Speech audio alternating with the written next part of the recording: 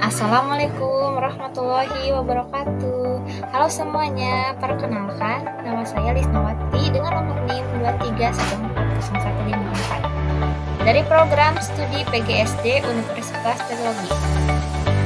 Di video ini saya akan menjelaskan materi mengenai komponen-komponen pengembangan kurikulum untuk memenuhi tugas tengah semester pengembangan kurikulum yang diampu oleh Bu Febrianti Yulisa Triani SPDI MPD. Dari bagan ini menggambarkan bahwa sistem kurikulum terbentuk atas 4 komponen, yaitu komponen tujuan, komponen isi atau materi, komponen metode atau strategi, dan komponen evaluasi. Setiap komponen harus berkaitan satu sama lain. Jika tidak, maka sistem kurikulum akan terganggu. Pada materi komponen-komponen pengembangan kurikulum ada tujuannya juga loh. Apa saja sih tujuan dalam komponen-komponen pengembangan kurikulum?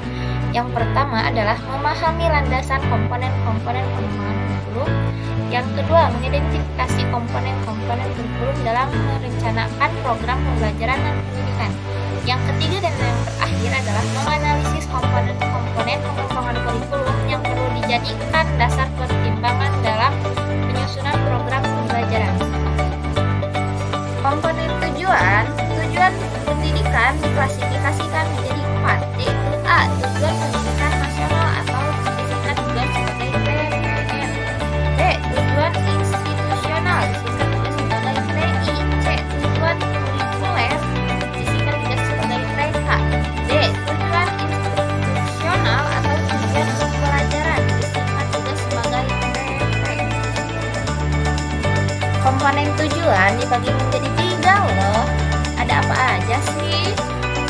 Yang pertama adalah domain kognitif, yang kedua domain afektif, dan yang ketiga adalah domain psikomotorik. Kira-kira apa ya pengertiannya? Pada domain kognitif atau taksonomi Bloom berhubungan dengan pengetahuan dan keterampilan intelektual anak. Yang pertama adalah pengetahuan, yang kedua pemahaman, ketiga penerapan, keempat analisis, dan kelima sintesis, dan yang keenam adalah evaluasi. Domain yang kedua adalah domain afektif. Domain afektif berhubungan dengan sikap, nilai, emosi, dan perasaan. Domain ini mencakup aspek-aspek yang mempengaruhi cara seseorang merespon emosional terhadap pembelajaran, seperti motivasi, minat, dan nilai-nilai. Taksonomi domain afektif menurut Hartowal adalah sebagai berikut: penerimaan, tanggapan, nilai, organisasi, dan karakteristik. Pada domain yang terakhir adalah domain psikomotor. Domain ini berhubungan dengan keterampilan motorik dan koordinasi fisik. Domain ini mencakup berbagai tingkat kemampuan yang melibatkan gerakan tubuh, keterampilan manual, dan koordinasi antara pikiran dan otak. Taksonomi domain psikomotor seperti yang dikembangkan oleh Deb dan Farrow mencakup tingkatan berikut: kesiapan, tanggapan keterampilan, mekanisme, tanggapan terbuka kompleks, adaptasi, dan penciptaan.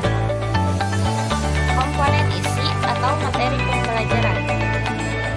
Isi kurikulum merupakan komponen yang berhubungan dengan pengalaman belajar yang harus dimiliki siswa. Isi kurikulum itu menyangkut semua aspek baik yang berhubungan dengan pengetahuan atau materi pembelajaran, tergantung pada isi setiap materi, mata pembelajaran maupun aktivitas dan kegiatan siswa. Dan juga materi aktivitas selalu tujuan pembelajaran. Komponen strategi. Metode adalah upaya untuk mengimplementasikan rencana yang sudah disusun dalam kegiatan nyata, agar tujuan yang telah disusun tercapai secara optimal. Metode digunakan untuk melestarikan strategi yang telah ditetapkan. Yang pertama adalah strategi pembelajaran, merupakan rencana tindak rangkaian tindakan termasuk menggunakan metode dan pemanfaatan sebagai sumber daya kekuatan dalam pembelajaran. Yang kedua adalah strategi disusun untuk mencapai tujuan tertentu. Pendekatan menurut Roy Killer pada tahun pembelajaran ada dua pendekatan dalam pembelajaran, yaitu pendekatan yang berpusat pada guru dan pendekatan yang berpusat pada siswa. Sedangkan menurut Rauter pada tahun 1974, strategi pembelajaran dibagi atas dua. Yang pertama ada strategi eksploitan dan strategi discovery learning. Yang kedua adalah strategi grup dan individual learning. Komponen evaluasi. Pada dimensi 1 ini ada A. Formatif. Evaluasi dilakukan sepanjang pelaksanaan kurikulum. Data dikumpulkan dan dianalisis untuk menemukan masalah serta mengadakan perbaikan sedini mungkin. B. Sumatif. Proses evaluasi yang dilakukan pada akhir jangka waktu tertentu.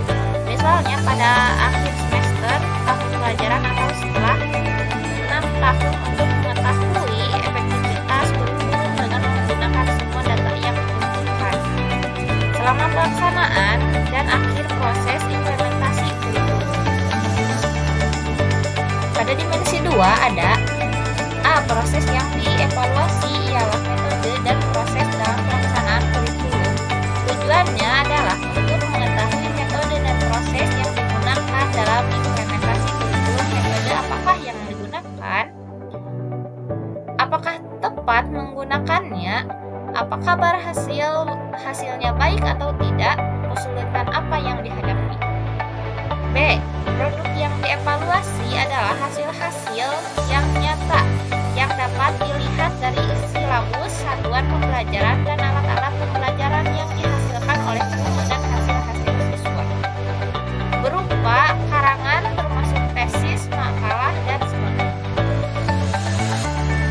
Pada dimensi ketiga ada A. Operasi. Di sini adalah evaluasi keseluruhan proses pengembangan kurikulum termasuk merencanakan desain, implementasi, administrasi, pengawasan, pemantauan, dan penilaian.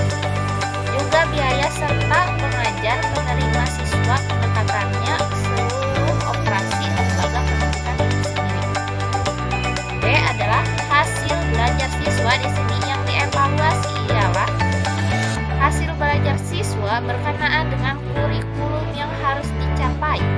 Dinilai berdasarkan standar yang telah ditentukan dengan mempertimbangkan determinan kurikulum, misi lembaga pendidikan, serta tuntutan dari pihak konsumen luar. Pada sistem evaluasi ada dua jenis, yaitu ada tes dan non-tes. Apa sih yang dimaksud dengan tes?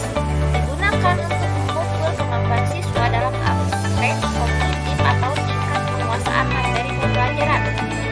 Tes yang digunakan adalah seperti tes pilihan ganda, tes isian singkat, tes esai, dan tes praktik.